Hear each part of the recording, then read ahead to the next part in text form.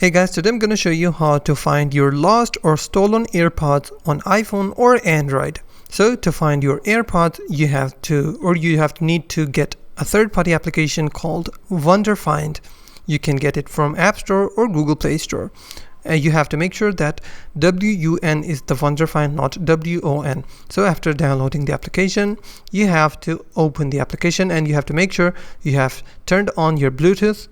Once your Bluetooth has been turned on, and this app only works if the device is in the location of where the AirPods are, the range of the Bluetooth. Once you're in the range of the AirPods, then for example, if these are your AirPods, you have to click on it and then it will show you how much closer you are. The more closer you are to the AirPods, then it will show a percentage of 50%. The more closer you get, then it will go to 70%, and once you're reached your AirPods, it will be 100%. So once you're near your AirPods, all you have to do is click on play sound, and then a sound will be played on your AirPods, and then you will be able to find them.